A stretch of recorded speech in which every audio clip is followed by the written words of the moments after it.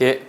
지난 시간에 이어서 우리가 문학 작품 중에 이제 시에 대해서 구체적으로 한번 배워보도록 하겠습니다. 우리 지난 시간에 배웠던 시에 대해서 다시 한번 떠올려볼까요? 선생님이 이제 1번부터 8번까지에 대한 이야기를 언급했었죠. 첫 번째, 시적, 화자. 두 번째, 화자가 바라보는 시적, 대상. 세 번째는 그 화자가 대상을 바라볼 때의 시적, 상황. 네 번째는 그 상황 속에서의 정서 및 다섯 번째, 태도까지. 이 다섯 가지를 연결하면 뭐가 된다? 그렇죠. 주제가 된다고 이야기를 했습니다. 그리고 여섯 번째, 형식적인 측면에서 자, 운율을 찾고, 그 다음에 일곱 번째, 표현상의 특징, 여덟 번째, 시상 전개 방식을 찾아보라고 이야기를 했습니다. 자, 오늘 이제 작품을 적용을 할 때 우리가 그 여덟 가지를 찾아냈는데, 항상 1번부터 8번까지를 다 이렇게 기록할 필요는 없습니다.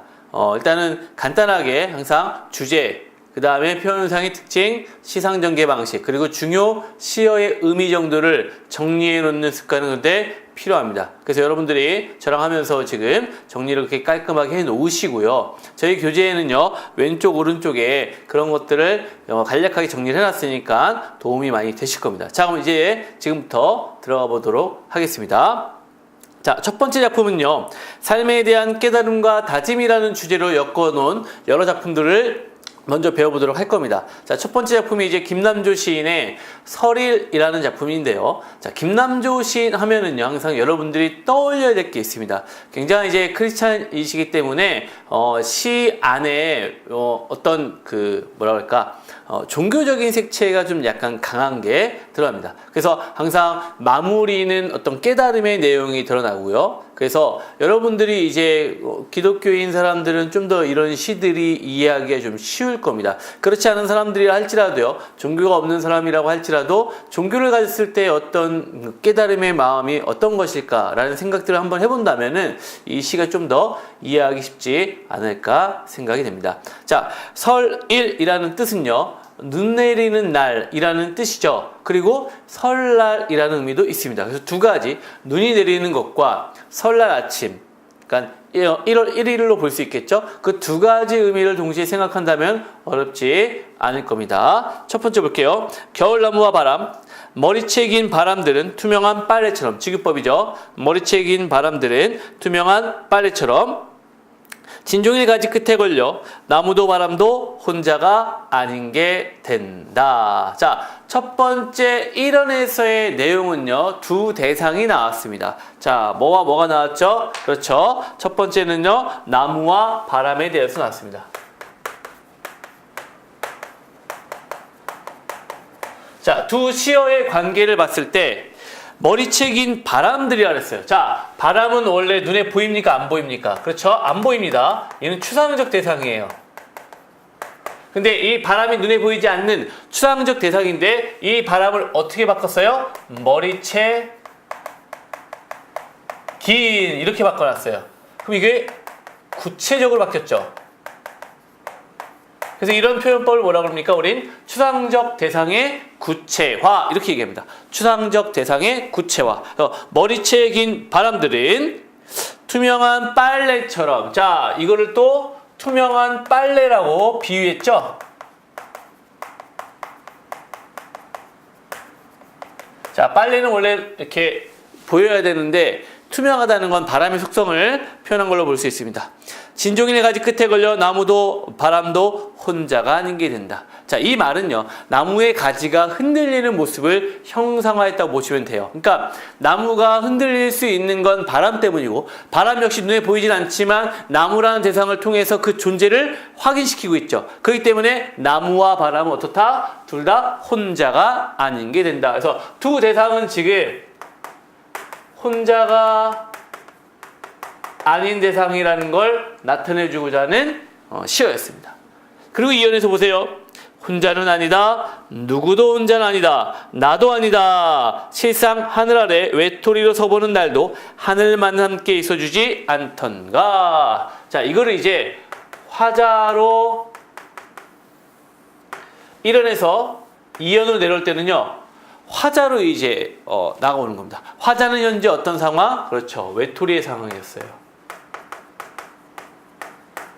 외톨이였어요. 외로웠습니다. 그때 뭘 본 거예요? 나무를 본 거예요. 그 나무를 보고 흔들리는 그 나뭇가지를 본 거죠. 저 나무도 혼자인 줄 알았는데 보니까 바람과 함께 있네? 어라? 나도 혼자인 줄 알았는데 나는 혼자가 아니네? 누가 함께 있어요? 그렇죠.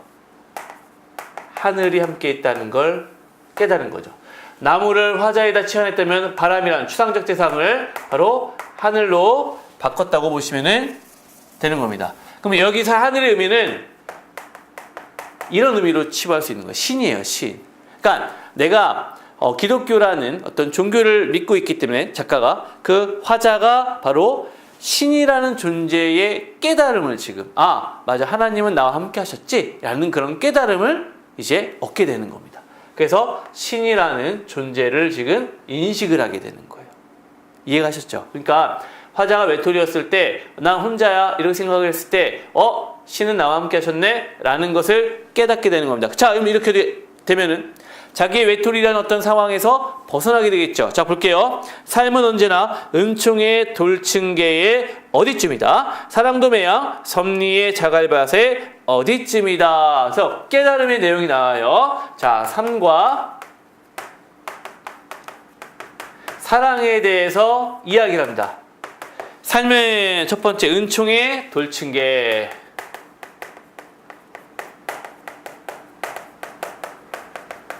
사랑은요 섭리의 자갈밭.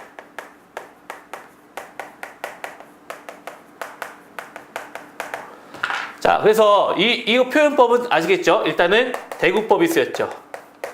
그 다음에 비유가 쓰였습니다. 비유 중에서도 이제 은유법이 쓰인 겁니다. 뭐뭇은 무엇이다. 그 다음 보세요. 은총이나 섭리. 근데 돌층계와 자갈밭은 부정적입니다. 맞죠? 그 다음에 얘는 보세요. 둘 다 보이지 않는 대상입니다. 추상적 대상에 보이는 거죠? 구체화되는 겁니다. 자, 추상적 대상의 구체화. 추상적 대상의 구체화. 자, 이 방법이 지금 많이 쓰이고 있습니다. 추상적 개념의 구체화. 대국법, 은유법. 그 다음에 은총의 돌층계, 섭리의 자갈밭. 이런 식으로 지금 표현을 했는데 자, 여기에서 이제 우리가 알아야 될 게 있습니다. 은총이나 섭리라는 단어도 우리가 기독교에서 많이 쓰이는 단어죠. 이제 하나님의 은총이다, 하나님의 섭리다 이렇게 얘기를 하는데 결국 우리의 삶이라는 것, 사랑이라는 것은 은총의 돌층계, 섭리의 자갈밭. 한마디로 이런 것들을 받기 위해서는 무엇이 있어야 된다? 시련과 고난이 있어야 된다. 자, 돌층계와 자갈밭은 어떤 시련, 고난을 상징한다고 볼 수 있어요. 이런 시련과 고난을 통해 깨닫는 은총과 섭리, 이렇게 개념을 형성할 수 있겠죠. 자, 이적진이라는 건 이제까지의 말입니다. 이제까진 말로써 풀던 마음 말없이 사귀고 얼마 더 너그러워져서 이 생명을 살자 표시해놓고 이 생명을 살자 무슨 법이거든요? 청유형 문장이죠. 그래서 청유형을 통해서 화자에 무엇을 드러내는 겁니까? 의지를 드러내는 겁니다. 황송한 축연이라고 알고 축연은 이제 축제 이런 겁니다. 한 세상을 누리자. 자, 라에서 이제 화자는 깨닫습니다. 뭘 깨닫습니까? 지금까지. 자, 이런 마음을 가지고 이제 이걸 통해서 지금까지는요 말로써 풀었어요. 자, 이 말은 뭡니까? 말로써 풀었다는 건 어떤 삶에 대해서 항상 뭐가 있었다? 그렇죠. 불평과 불만이 있었다는 겁니다. 불평, 불만을 표출했다는 거예요. 이걸 어떻게 하재요? 말없이 사귀재요. 이제는 더 이상 하지 말자는 거예요. 그 다음에 이제 어떻게 하자는 거예요? 자, 말로써 풀던 마음을 너그러워져서. 그 다음에 황송한 축연으로 알고. 황송한 축연.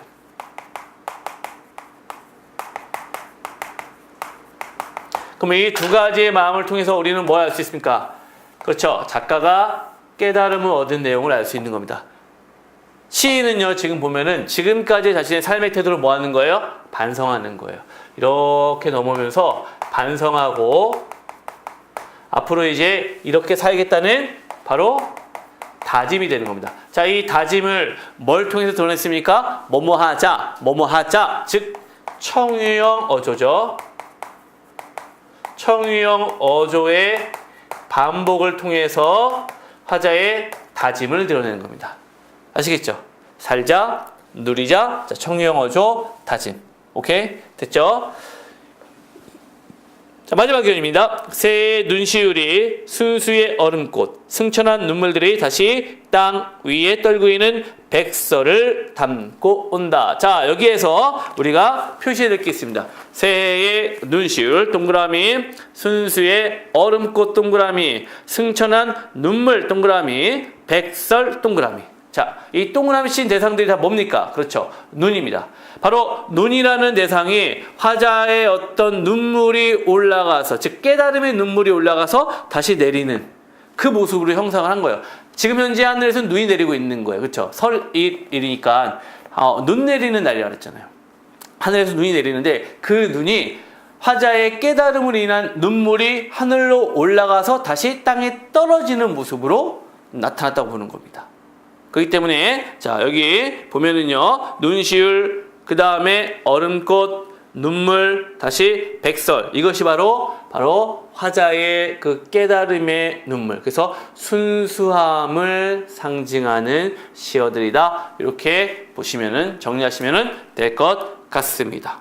자, 그러면 정리 한번 해볼까요? 주제는 결국 너그럽고 감사하는 자세로 삶을 살아가자. 저희 써져 있죠? 주제는 바로 그렇게 우리가 볼 수 있을 것 같고요. 자, 운율감 한번 찾아볼까요? 운율상의 특징 여기서 나와 있지 않은데, 자, 운율상의 특징 어떻게 볼 수 있을까요? 다. 자, 다의 반복이 나와 있죠? 가군의 형성과 함께, 자, 가군의 형성, 그 다음에 뭐뭐 자의 반복도 있습니다. 뭐뭐 자의 반복도 이것도 운율감을 드러내는 요소로 볼 수가 있습니다. 그 다음에 시구의 반복도 있습니다. 시구의 반복 뭐가 있습니까? 혼자는 아니다, 혼자는 아니다, 이런 식으로 시구의 반복도 뭐가 되는 거예요? 운율 형성 요소가 되는 겁니다. 아시겠죠? 그 다음에 표현상의 특징 여러 가지가 있었죠. 일단은 비유법이 쓰였고요. 그러니까 비유적 표현 많이 쓰였죠. 직유법과 은유법이 있었습니다. 그 다음에 추상적 개념의 구체화 있었고요. 그 다음에 거기 공감각적 표현, 자, 가의 그 세 번째 줄 머리채 긴 바람, 이거는 자, 공감각적 표현으로 볼 수 있죠. 그 다음에 또 뭐가 있습니까? 연세법, 혼자가 아니다, 혼자는 아니다, 누구는 아니다, 이것도 연세법으로도 볼 수 있습니다. 앞에 있는 걸 바로 받아치는 걸 연세법으로 볼 수 있습니다. 자, 이런 식으로 우리가 볼 수 있고요. 또 아까 중요했던 거 뭐였습니까? 청유형 어조를 통한 화자의 다짐을 강조하는 거. 청유형 어조를 통한 화자의 어조를 이렇게 다짐을 강조하는 표현도 있었습니다. 그리고 이제 시상전개 방식 하면 이제 우리 뭘로 적을 수 있을까요? 자, 이 시의 시상전개 방식은 결국 부정적인 상황에서 긍정적인 상황으로 뭐예요? 자, 바로 태도의 변화. 태도의 변화에 따른 시상 전개 방식도 우리가 적어놓을 수 있을 겁니다. 태도의 변화에 따른 시상 전개 방식. 됐죠? 자, 이런 식으로 우리가 정리를 할 수 있습니다. 자, 어때요? 이제 해보니까 어느 정도 아시겠죠? 자, 두 번째, 고은의 눈길이라는 시가 되겠습니다. 자, 여러분, 고은 시는 지금 해마다 뭐 노벨 문학상 후보로 올라가시긴 하는데 계속 안 되고 있죠. 그러니까 그 정도로 우리 문학사에서는 되게 뛰어난 문인으로 평가를 받고 있으니까 이분의 시 작품들은 여러분들이 항상 기억을 좀 해 두셨으면 좋겠습니다. 이 작품은 그 고은 시인의 대표작이고요. 반드시 또 기억을 해둬야 될 작품이기도 하니까 잘 따라와 주시기 바랍니다. 자, 이제 바라보노라. 지난 것이 다 덮여있는 눈길을. 자, 다을 이런 식으로 지금 문장에 바뀌어있죠. 무슨 법? 도치법. 그쵸? 얘는 도치법이 먼저 쓰였습니다. 이제 바라보느라 지난 것이 다 덮여있는 눈길을. 자, 여기서의 지난 것이라는 것은 우리가 생각할 때 뭘로 볼 수 있어요? 그렇죠. 얘는요, 과거죠. 그러면 이 과거가 덮여있다.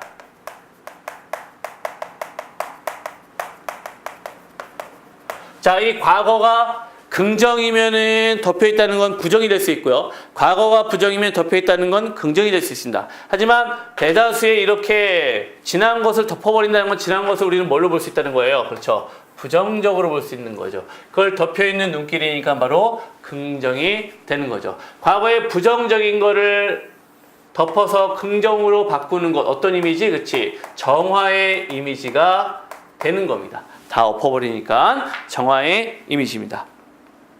자, 온 겨울을 떠들고 와 여기 낯선 지역을 바라보노라. 온 겨울 역시 세모 쳐야 되겠죠? 온 겨울을 떠들고 와.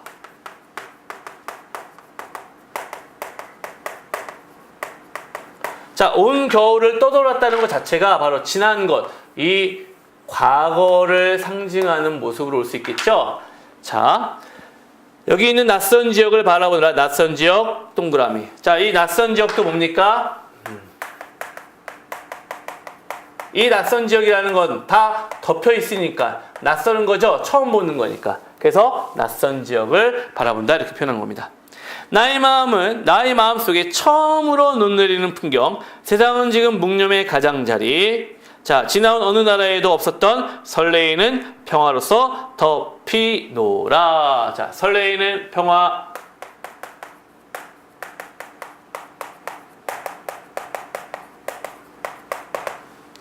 자, 일단 설레이는 평화라는 것은 덮인다라고 했으니까 뭘 형상한 거예요? 그렇죠. 눈을 형상하면 돼요. 원관점은 눈이에요. 눈을 지금 형상화하는 건데, 자, 앞에 표현을 보면은요, 이런 표현이 있어요. 나의 마음속에 처음으로 눈 내리는 풍경이라고 되어 있어요. 여러분들, 잘 생각해 보세요. 아니, 이 사람이 몇 살인데 눈 내리는 걸 처음 봐요? 그러니까 뭐 아프리카에 사는 것도 아니고, 우리나라에 살면서 만약에 이런 식의 표현을 썼다 그러면 눈이라는 걸 몰랐을 리도 없고요. 그렇죠? 한마디로 눈이라는 거를 처음 봤다는 의미가 아니라 지금 내리는 눈을 통해 나는 어떤 처음으로 얻은 깨달음이 있다라는 표현으로 보는 겁니다. 무언가를 처음으로 깨달은 거예요. 그 전까지 내리던 눈은 그냥 눈이었어. 눈을 보고 그냥 우리는 뭐만 한 거예요. 그냥 막 눈 뭉쳐갖고 싸우기도 하고 눈 바라보면 예쁘네 뭐 이 정도의 평가를 내렸던 거지. 눈 내리는 풍경을 통해서 무언가를 깨달은 건 처음이란 얘기입니다. 여기서 깨달음의 표현이 되는 겁니다. 알겠죠? 바라보노라 온갖 것에 보이지 않는 움직임 표시해 놓으세요. 보이지 않는 움직임.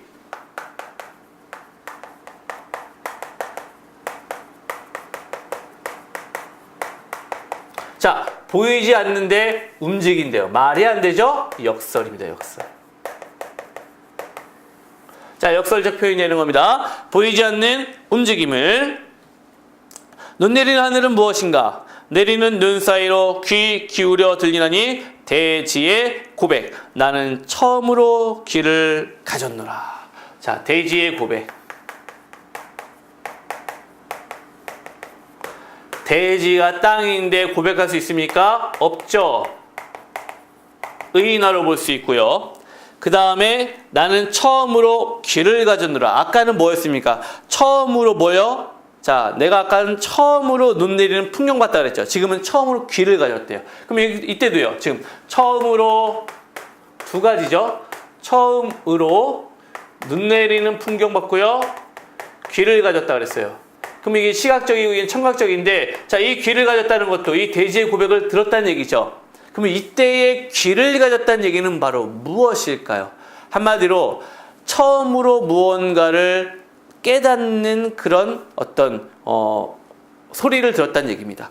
근데 사실 눈이 내릴 때 소리가 들리나요? 눈 내릴 때 이런 식으로 눈이 내리진 않습니다. 근데 자세히 고요한 이 상황에서 들여다보니까 그 눈이 사각 쌓이는 그 소리가 들리는 듯한 느낌. 그걸 이제 화자는 깨달은 겁니다. 그래서 나는 처음으로 귀를 가졌노라.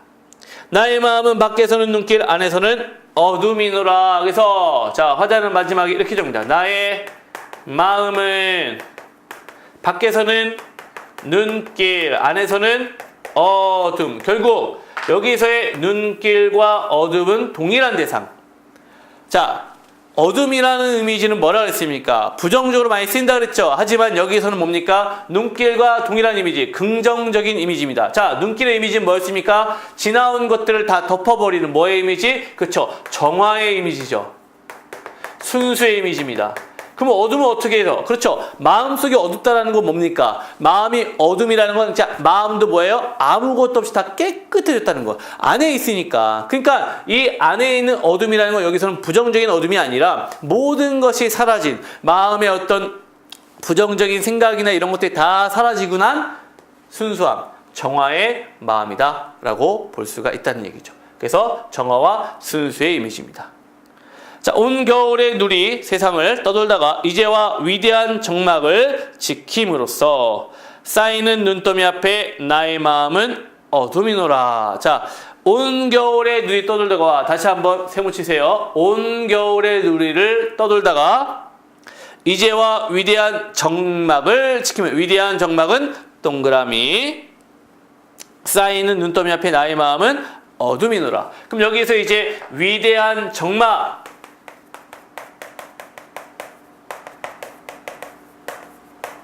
역시 같은 이미지로 볼 수 있겠죠. 왜? 나의 마음은 어둠을 그 위대한 정막을 지킴으로써 나오는 거니까. 자, 그러면 이제 시에서 주제는 아시겠습니까? 화자. 자, 대상이 뭡니까? 눈이죠. 그 대상을 상황, 눈이 내리는 상황을 바라보는 상황입니다. 자, 그 바라보는 상황에서의 정서는 바로 뭡니까? 깨달음이죠. 정서 및 태도는요, 눈 내리는 상황을 통해서 얻은 깨달음이에요. 자, 그 깨달음 주제 뭐라고 되어 있습니까? 명상을 통해 깨달은 무념무상의 경치. 자, 여기서의 무념무상의 경치는 이제 아무 생각도 없고 아무런 느낌도 없는, 한마디로 이제 마음을 비운 경지로 볼 수가 있습니다. 지난 것에 대해서 모든 것을 잊고 깨달았다는 얘기죠. 자, 그럼 이제 표현상의 특징. 자, 운율부터 먼저 볼까요? 운율은 뭐뭐 하노라, 뭐뭐 하노라, 뭐뭐라의 반복이죠. 뭐뭐라의 반복이 자, 운율을 형성하는 요소가 됐고요. 자, 그 다음에 표현상의 특징은요, 역설법 있었습니다. 역설법 있고요. 그 다음에 또 뭐도 있었죠? 여러 가지가 있었는데, 그렇죠. 자, 비유. 자, 은유법이 많이 쓰였습니다. 눈이라는 이미지를요, 설레이는 평화라고도 얘기하고요. 대지의 고백의 어떤 표현도 하고요. 그 다음에 밖에서는 눈길, 안에서는 어둠, 이렇게 대구법도 쓰이고요. 대구법도 쓰이고 있습니다. 그 다음에 뭐뭐 하노라라는 의고적 어투도 사용하고 있습니다. 의고적 어투까지 사용하고 있습니다. 네, 시상 전개 방식은요, 자, 화자의 깨달음을 통해서 내용이 전개되고 있습니다. 자, 여기까지 정리를 하시면 될 것 같습니다. 자, 어때요? 이제 우리 시를 이제 해보니까 조금씩, 자, 여러분들은 아마 이런 정도의 시는 다 어느 정도 알고 계셨을 거라고 믿습니다. 그러니까, 자, 했던 것들은 다시 한번 정리를 하시고요. 다시 한번 이제 또 하면서 몰랐던 것들은 또 추가를 해 놓으시면 될 것 같습니다. 자, 세 번째 시는요, 서정주의 무등을 보며라는 시가 되겠습니다. 서정주 시인에 대해서는 참 여러 가지 평가가 있죠. 이제 친일 행위를 통해서 이제 친일파라는 것 때문에 굉장히 싫어하는 사람도 있지만, 그렇게 보지 말자. 서정주 시인은 이제 우리 문인 중에서는 가장 뛰어난 어떤 학자 중에 한 명이다. 이런 평가도 있고요. 다양한 평가들이 있습니다. 하지만 우리는 그런 걸 따지지 말고요. 일단은요, 뭘 보느냐? 서정주 시인의 우리 시 내용에서, 그러니까 시를 얼마나 잘 썼는지, 그러니까 시 안에서 무엇을 담아내고자 했는지에 대해서만 우리가 좀 잘 봤으면 좋겠습니다. 자, 무등을 보며 할 때 그 무등은 무등산을 이야기합니다. 서정주 시인이 이제 6.25 이후에 조선대학교에서 교편을 잡고 강의를 하실 때, 그 당시 대학 교수는 지금처럼 어떤 명예와 돈 이런 것들을 다 누릴 수 있는 직업이 아니라 굉장히 가난한 직업이었죠. 그래서 그 조선대학교에서 이제 강의를 하시면서 너무나 가난하니까 나올 때마다 막 가족들을 걱정하고 이러는 상황에서 딱 대학교를 나와서 바라봤던 산, 무등산이었습니다. 그 무등산을 딱 바라봤을 때의 느낌. 와, 저 산은 참 의연하네. 늘 저 자리에서 항상 묵묵히 지키고 있네. 근데 난 뭐지? 나는 왜 이것에 대해서 내 상황에 대해서 너무나 힘들어하지? 이런 깨달음을 얻은 겁니다. 그래서 이렇게 살면 안 되겠다. 즉 대상인 산을 바라보면서 그 산을 통해 얻은 깨달음. 이게 바로 이 시의 주제의식이 되겠죠. 한마디로 이제 가난이라는 상황을 극복해내는 과정이 바로 산을 통해서 나타나는 겁니다. 자, 볼게요. 가난이야 한낱 남루에 지나지 않는다. 남루 표시할게요. 자, 가난. 화자의 상황이겠죠. 이것이 남루래요. 자, 남루라는 것은요, 허름한 옷. 이것을 얘기하거든요. 허름한 옷에 지나지 않는다. 이제 누더기라고 써놨죠? 누더기 옷에 지나지 않는다라는 것은 무엇입니까? 겉에 드러난 모습일 뿐이라는 겁니다. 한마디로 누더기 옷은 뭐 해버리면 돼? 벗어버리면 알몸으로 누구나 다 똑같아요. 그러니까 그냥 겉에 드러난, 그러니까 사람들 보면은 그냥 입고 다니는 옷이 메이커가 있고 없고의 차이 때문에 저 사람은 좀 사나 보네, 이 사람은 조금 덜 사나 보네, 뭐 이런 평가는 내릴 수 있지만 목욕탕 가면 어떻습니까? 다 똑같은 인간이잖아요. 그러니까 가난이라는 것은 그냥 겉으로 드러난 하나의 표현, 표시, 이 정도에 불과하다. 이렇게 생각을 하는 겁니다. 저 눈부신 햇빛 속에 갈매빛의 등성이를 드러내고 서 있는 여름산 같은 직유법입니다. 우리들의 타고난 살결, 타고난 마음까지 다 가릴 수 있으랴. 서리법. 있으랴. 가리지 못한다. 라는 거죠. 가난은 남루에 지나지 않기 때문에, 자, 타고난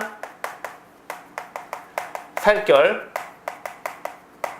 타고난 마음씨, 이거를요 가릴 수가 있다 없다? 없다. 자, 타고난 살결과 타고난 마음씨를 뭐에 비유했습니까? 여름산에 비유했습니다. 이 여름산이 뭐예요? 무등산을 이야기하는 거겠죠. 타고난 살결과 타고난 마음씨는 가릴 수가 없다. 가난은 가릴 수 없다. 이렇게 이야기하는 겁니다.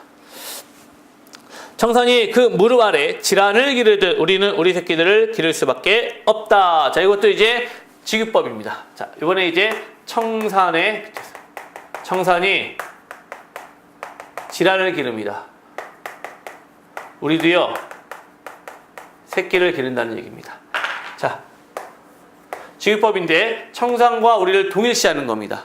무등산이 지라는 영지버섯과 난초 했는데 이거는 굉장히 귀중한 존재죠. 그래서 이거는 귀한 존재입니다. 귀한 존재.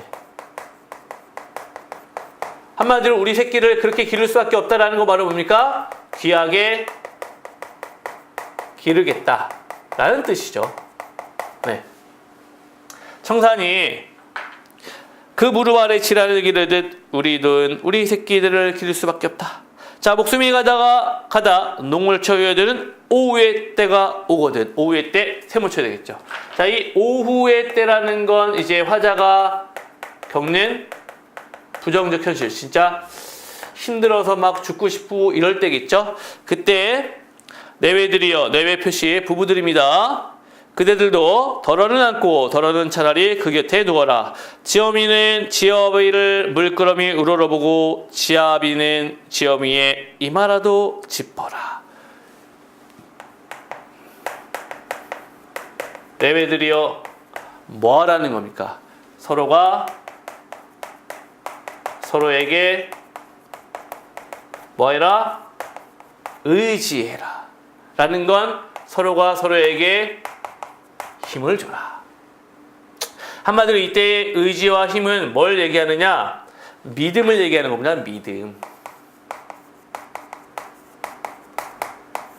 우리 왜 대학 가면은 캠퍼스의 낭만 중에 하나를 우리는 뭘로 생각합니까? 그 이제 잔디밭에 남녀 커플이 누워서 이렇게 한 명은 위를 쳐다보고 한 명은 밑을 보면서 머리를 이렇게 어루만져주고 막 이런 거 생각을 많이 하죠. 그렇죠? 대학을 갔을 때 그런 거 생각을 했는데 그래 보지 못했던 것 같아요. 근데 이제 그런 낭만을 떠올리는데 여기서도 그런 장면이 나옵니다. 자, 지어미는 지어비의 물걸음이 우러러보고 누워서 지어미는 지어미의 이마라도 짚어라. 근데 이거는 믿음이 없이는 가능하지가 않죠. 왜 누워있는데 이렇게 확 때려버리면 어떻게 돼요? 큰일 나잖아요. 그렇죠? 그러니까 서로에 대한 믿음이 필요한 상황이라는 겁니다.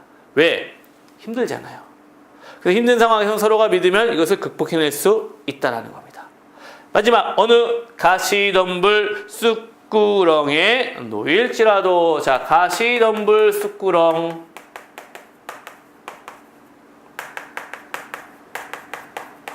역시 뭡니까? 오구의 때와 마찬가지로 부정적 현실을 얘기하는 겁니다.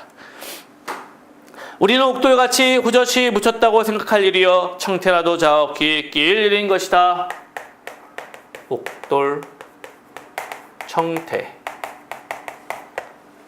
여기서 이제 옥돌이라는 거는 오르된 돌이니까 귀한 존재라는 걸 알 수 있겠죠? 하지만 청태라는 것은, 청태가 이제 푸른 이끼입니다. 푸른 이끼. 근데 이끼라는 거는 그늘 속에서 자라는 거기 때문에 부정적이잖아요. 하지만 푸른색의 이미지를 갖고 있습니다. 희망이 있다는 거죠. 자, 보세요.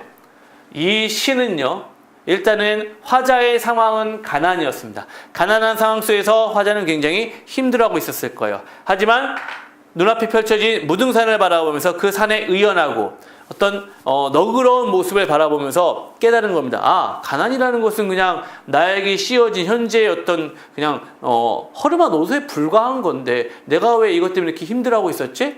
뭐 이렇게 많이 살다가 힘들면은 그냥 우리 부부끼리 서로 의지하면 되겠지. 그럼 나중에는 좋은 일이 생기겠지. 그런 기대로 살면 되지 않겠어? 라는 가난에 대해서 어떻게 만족하며 사는 태도. 그래서 이 시의 주제를 우리가 한마디로 얘기하면은 뭐가 될 수 있는 겁니까? 그렇죠. 안빈낙도, 안분지족이 되는 겁니다. 자, 안빈낙도, 안분지족의 주제의식을 담고 있다. 자, 안빈낙도와 안분지족은 약간은 다른데요. 안분지족은 자신의 분수에 만족하는 겁니다. 즉 가난이 아니라도 어떤 현실 속에서 만족하면 다 안분지족이에요. 하지만 안빈낙도 할 때 이 비는 가난할 빈자이기 때문에 가난한 상황에서도 만족하며 산다. 그래서 가장 잘 어울리는 사자성어는 안빈낙도로 보는 게 조금 더 맞겠죠. 그래서 안빈낙도의 삶을 살겠다는 겁니다.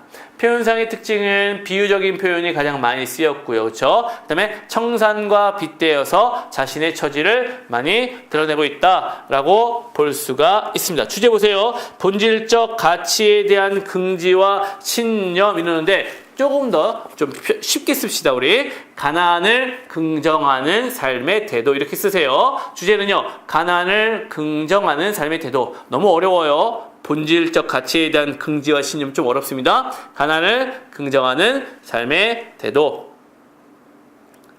그 다음에 이제 운율상의 특징은 뭐 리아의 반복이 많죠. 랴의 반복을 통해서 운율을 형성하고 있습니다. 그 다음에 표현법은요. 직유법, 자, 그 다음에 은유법, 뭐 이런 식으로 비유적인 표현들이 많이 쓰이고 있습니다. 비유적 표현이 많이 쓰이고 있었습니다. 자, 됐죠? 이렇게 정리를 하면은 우리는 거의 될 것 같습니다. 자, 그 다음 시 볼게요. 자, 두 번째 이제 삶에 대한 소망과 고뇌에 관련된 시가 되겠습니다. 자, 여기는 이제 깃발이라는 시와 바위라는 시가 있는데 둘 다 유치환 시인의 시입니다. 유치환 시인은 이제 일제강점기 시대를 살아가면서 그 일제강점기에 강인한 어떤 저항 의식을 표현했다라고도 보면은 되겠는데요. 우리 깃발이라는 시는 참 많이 봤던 시죠. 얘는 한번 정리를 하면서 가보도록 하겠습니다. 이것은 소리 없는 아우성 표시. 자, 소리 없는 아우성 역설법의 대표적이죠. 소리가 없는데 아우성이 될 수는 없잖아요. 그러니까 소리 없는 아우성. 1번. 저 푸른 해원 동그라미. 자, 푸른 해원을 향하여 흔드는 영원한 노스텔지의 손수건이니까 푸른 해원이라는 것은 이상향이죠. 이상향을 향해 흔드는 자, 영원한 노스텔지어의 손수건. 자, 2번. 노스텔지어의 손수건. 2번. 순정을 물결같이 바람에 나부키고 순정. 3번. 오로지 맑고 고든 이념의 표대 끝에 애수는 백로처럼 날개를 펴다. 애수 4번. 백로처럼 날개를 펴다. 아, 누구인가 이렇게 슬프고도 애달픈 마음 동그라미 5번. 맨 처음 공중에 달줄한 그는. 자, 1번부터 5번까지는 다 뭡니까? 바로 이 시의 제목인 깃발을 비유적으로 표현한 시어들이었습니다. 자, 이 깃발이라는 대상을 자, 표현을 했는데 소리 없는 아오성에 표현했고요. 그 다음에 노스텔지어의 손수건에 표현했고요. 그 다음에 순정, 애수, 그 다음에 슬프고도 애달픈 마음에 빗댄 겁니다. 자, 왜 이런 식으로 표현했을까요? 주제 보세요. 이상향에 대한 향수와 비애라고 됐죠. 이상향에 대한 동경 및 동경과 좌절 이렇게 써놔도 됩니다. 왜냐? 결국에는 올라갈 수가 없었습니다. 푸른 해원을 향해서 흔들지만 갈 수가 없었습니다. 이유는 뭐였습니까? 그렇죠. 표대 때문이었습니다. 자, 표대 한번 세모 쳐볼까요? 나에 보면은 이념의 표대 있죠? 자, 거기다 세모를 칠게요. 결국 깃발이라는 대상은요, 표대라는 한계 때문에 벗어날 수가 없는 거였습니다. 그래서 이념의 표대라는 건 바로 깃발의 한계 의식을 드러내는 겁니다. 그 다음, 애수는 백로처럼 할 때 있죠. 자, 이런 거 여기서 이제 두 가지의 시어가 이렇게 나와 있는데 애수는 백로처럼 여기다 좀 쓸게요.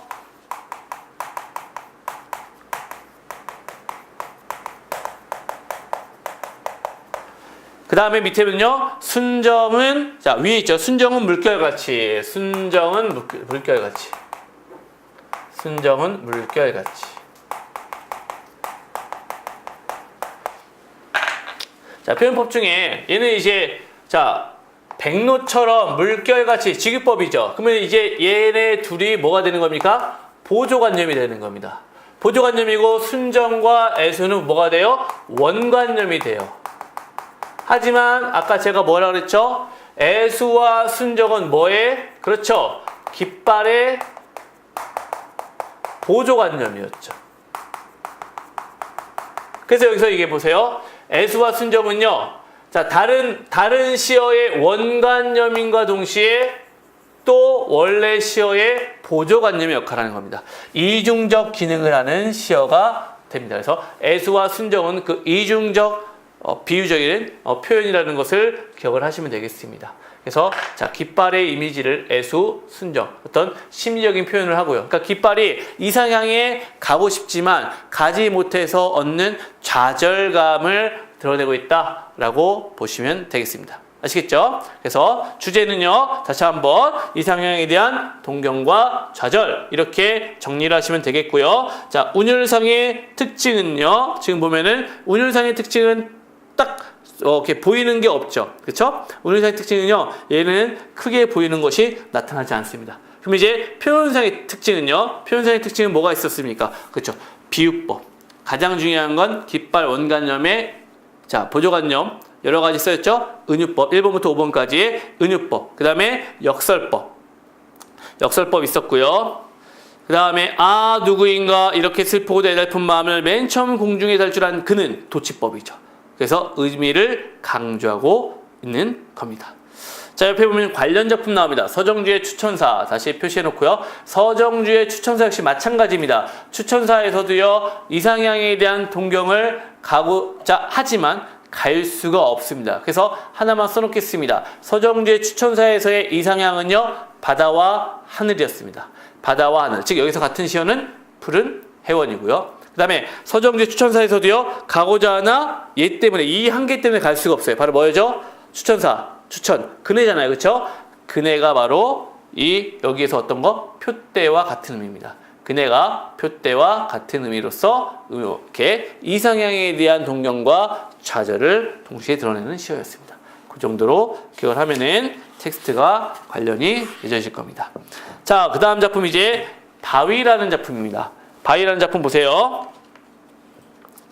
자, 내 죽음의 한계에 바위가 되리라, 뭐뭐하리라. 자, 화자의 뭘 나타냅니까? 그렇죠. 의지의 표현입니다. 의지적 어조입니다. 뭐뭐하리라는요. 한계, 바위가 되리라, 바위, 동그라미.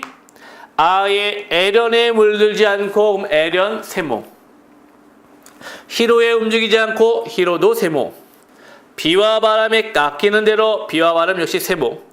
억년 비정의 한묵에 안으로만 채찍질하여 자 비정의 한묵 역시 세모 치찍질 역시 세모 드디어 채찍질은 동그라미 칠게요. 동그라미.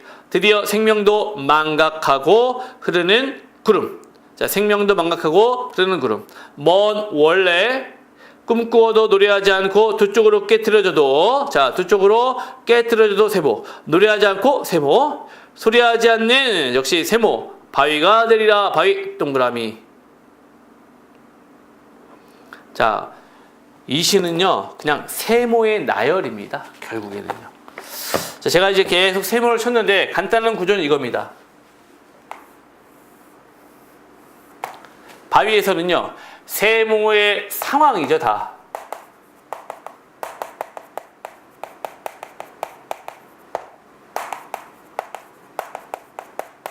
한마디로 세모의 상황 속에서도 굴하지 않겠다는 태도입니다. 그리고 오로지 뭐가 되겠다? 동그라미. 바위가 되겠다. 바위가 되겠다는 무엇? 의지죠, 의지. 그렇다면 여기서의 바위라는 건 바로 뭡니까? 세모의 상황을 어떻게 묵묵히 견뎌내는 거죠. 묵묵히 견디는 존재. 이걸 이제 우리는 바위로 볼 수 있습니다. 여러분 잘 보세요. 일제강점기라고 그랬죠? 그럼 세모의 상황들은 다 뭡니까? 일제강점기의 시련과 고난을 말하는 겁니다. 그럼 일제강점기의 그런 시련과 고난 속에서 난 뭐 하겠다? 그렇죠. 뭐 이제 싸우는 것도 분명히 되겠지만 그걸 묵묵히 참아내고 견뎌내고 그 다음에 어떤 상황에서도 굴하지 않는 그런 태도와 모습을 지니겠다. 이게 바로 유치한 시인의 바로 태도였던 겁니다. 아시겠죠? 그러니까 이런 부분들을 여러분들이 생각을 하신다면 이 시가 이제 어렵지 않게 이해가 될 겁니다. 자, 운율상의 특징은요. 뭐뭐 하리라, 뭐뭐 라의 반복을 통해서 또 고 이런 식으로 고의 반복. 그러니까 가군의 형성을 통해 운율감을 분명히 드러내고 있습니다. 가군 형성이고요. 그 다음에 표현상의 특징은요. 뭐뭐하리라 라는 어조를 통해 화자의 의지를 강조하고 있습니다. 뭐뭐하리라를 통해 화자의 의지를 강조하고 있다라는 걸 기억하시면 되겠습니다. 자, 그럼 이제 이 정도까지 하고요. 일단 첫 번째 수업은 마치도록 하겠습니다. 자, 일단은 주제에 대해서 두 가지 주제에 얽혀있는 한 5작품을 좀 저희가 살펴봤는데 어때요? 자, 이 작품들을 통해서 약간의 시에 대한 개념을 잡으셨을 거라고 좀 믿습니다. 자, 이 뒤에 있는 작품들 계속 연결하면서 할 테니까 여러분들 집중하셔서 시에 대해서 다시 한번 계속 끊임없이 학습하면서 모르는 것들은 다시 한번 질문도 하시면서 학습을 이어주시기 바라겠습니다. 자, 잠시 뒤에 뵙겠습니다.